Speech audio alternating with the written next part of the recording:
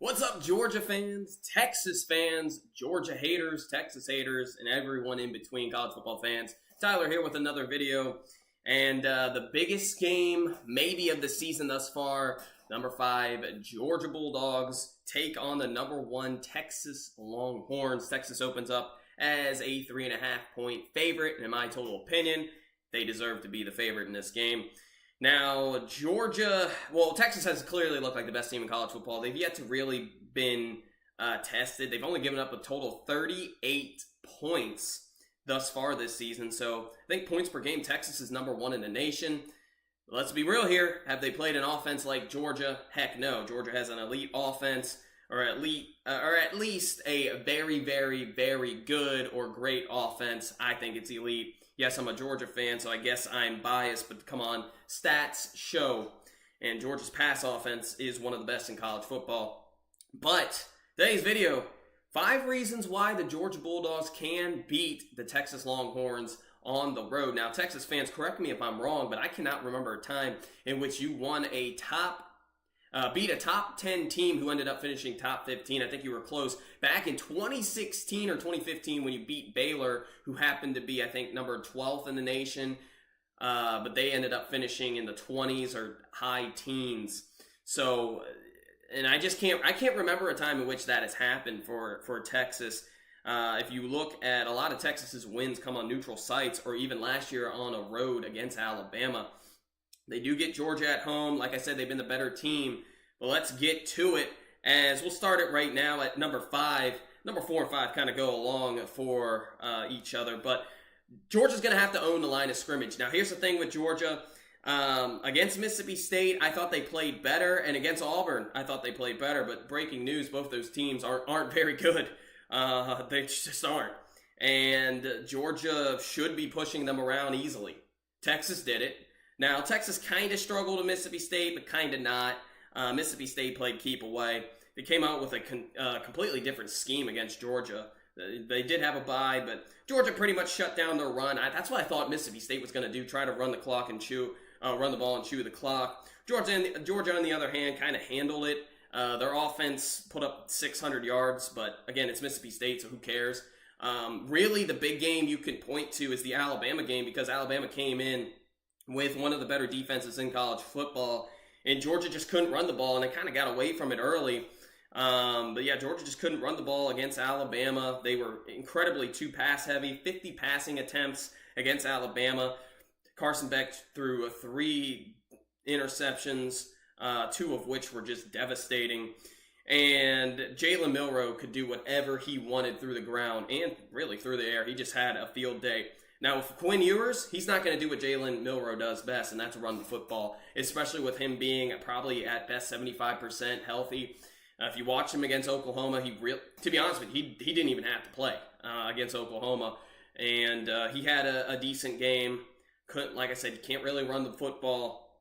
Not a skilled runner at all. So that's a positive for Georgia, but they're going to have to own the line of scrimmage. Texas as a rush team isn't great rushing the football, but they're not bad at all. And Texas has 2 or 3 running backs, really, before the season that were out. Jaden Blue and Winsner have stepped up. But again, they're not really, to be honest with you, they're not really skillfully talented at running back. So I think this could be Georgia's game right here in the line of scrimmage.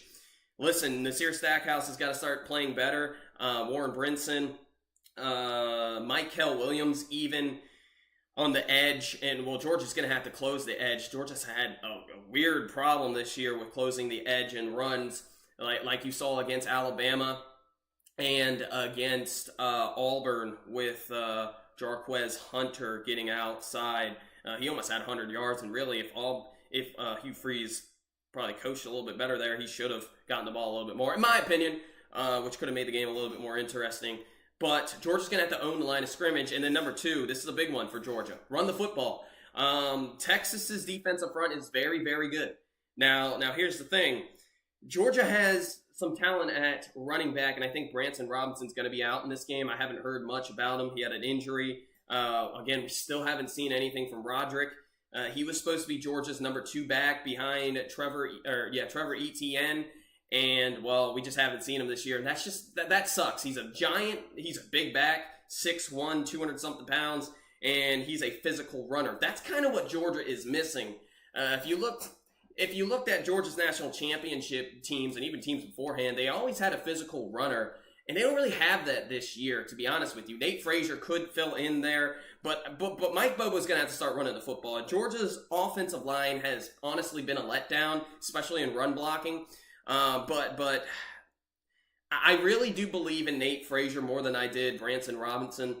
Branson only got you about 2.5 yards per carry. Nate Frazier's getting you double that, 5 yards per carry. I hope that Georgia will run the football a little bit more, and they honestly should. You can't get away from the run game. That run game opens up your pass game. And oh, by the way, Georgia likes to run these stretch plays, Arian Smith or Anthony Evans, or even the little, I know these are technically pass plays, but the wide receiver reverse, the jet passes, that's what Georgia, that's kind of used to be the bread and butter that opened up the passing lanes for Carson Beck and these wide receivers.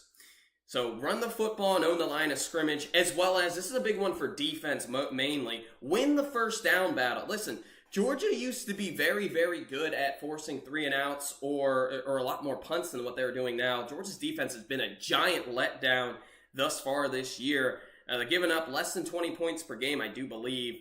Let me see. Yes, barely though. They're getting up about 18 points per game this season. That's not up to Georgia standards. A lot of this has been because they haven't won the first down battle, and obviously third downs are huge as well, but first down specifically, Georgia gives up 3, 4, 5, 6 yards a pop on first downs. You can't do that against Texas. They will pick you apart all game, especially with Quinn Ewers and this Texas wide receiving core. You're going to have to limit these Texas wide receivers, but to be honest with you, I'm just going to be real here. Georgia's DBs this year, really cornerbacks, are a major issue for the Dogs. I will say this, though. Georgia's front has actually been getting a little bit more push since the Bama game, and actually a lot more, and they are starting to get better, and that's huge. We'll get to number 2 here in a second. But you got to win first downs on offense and defensively. You can't be giving up 5, 6, 7 yards on first downs. You're going to make third down and shorts kind of easy for the opposing team, like Auburn was able to do, and Mississippi State, and obviously Bama could do whatever they want. And offensively, you can't get into a 1st and 10, next thing you know, a negative play, or even 1 yard, making third downs less manageable. Number 2, this is an obvious one for me. Pressure Quinn Ewers. It's going to come from Michael Williams and Tyron Ingram Dawkins, who I do believe is Georgia's leading sacker this year, who has been probably Georgia's best defensive lineman, honestly, thus far. Tyron Ingram Dawkins, who has 3 sacks this season, 9 total tackles, a couple more pressures, though. Damian Wilson has gotten some pressures. I'm trying to think where else. But Jalen Walker as well, he's probably going to have to be Georgia's key on the defensive line and on the edge, as Georgia's going to have to pressure Quinn Ewers. They're going to have to get some sacks in this game. You're not going to win this game giving up 0 sacks and giving Quinn all day and all night to throw and pick apart this defense, especially these cornerbacks who just aren't that good, just to be honest with you. Humphreys, I would, to be honest, I would much rather see more from Eli than Humphreys, but what can you do? As I think the 5-star recruit has more talent there than Humphreys, and Julian Humphreys, I don't know, he's just kind of been a letdown this year. Raylan Wilson's going to have to come up clutch as well. These Georgia defensive edge players, linebackers / edge rushers, they're going to have to pressure Quinn Ewers. Now, here's the thing about Quinn Ewers versus Jalen Milroe. Quinn Ewers is not a runner like Jalen Milroe, so that's a plus side. Georgia will not really have to worry about that with Quinn Ewers. And that's a benefit. I mean, just listen, Quinn Ewers ain't going to rush over 100 yards like Jalen Milroe did. He doesn't have the speed or the athleticism, and he can't do that on the outside. So that's going to be a key for Georgia as well. Pressure Quinn Ewers and get some sacks. My key, in my total opinion, Georgia's going to have to get at least 3 sacks in this game if they want to have a legit shot at winning it. And then lastly, this is the obvious one. It's going to come from Carson Beck. Carson Beck, I know, say what you want about Carson Beck. I think he's played pretty well this year. I hate to be like that. It's just the truth. He's one of the best quarterbacks in college football. He really pretty much picked apart Mississippi State's defense. He picked apart Bama's defense in the second half. The Auburn game was weird, but he still had a relatively solid game. Actually had a pretty good game. These wide receivers are going to have to start stepping up for Georgia, and that might really be number one. You can't have Arian Smith or Dylan Bell drop these wide open touchdowns. Like Arian Smith, listen, he's Georgia's leading wide receiver at just 400 yards. Now, here's the thing with Arian Smith. Breaking news, this guy could have 700 yards if he caught every pass that he attempted. He has 23 catches on the year. He's got like 30-something targets. Arian Smith cannot drop a pass, and that's kind of really for all of Georgia's wide receiving core. They can't drop these passes. One-on-one balls, that's something different. You don't have a guy, especially now without Kobe Young, who can win one-on-one balls. So just forget about that. But when the ball is hitting you in the hands and led pretty well by Carson Beck, you got to catch those. So I think Carson Beck's going to have a pretty good game. I wouldn't be surprised if he didn't throw an interception, and that's also going to have to be key there for Georgia. No turnovers as well. Kind of an obvious one, but quarterback, wide receiver is number one for me. As these Georgia wide receivers, Dylan Bell, he's going to have to step it up. Arian Smith, like I just said, he's got elite track speed, one of the fastest players in college football. No more drops, please, and thank you. Especially when and we are going to run the ball as well with these wide receivers. I do hope with the stretch plays, those do open up the pass game as well as the rush game for UGA. Anthony Evans, I do believe he's going to get more touches. Obviously, Dominic Lovett, kind of been a disappointment thus far, but he's going to get some touches. Spread the ball around. That's what Georgia does. And can these tight ends for Georgia finally catch the ball? Lawson Lucky's probably our best tight end, especially for catching. Oscar Delp,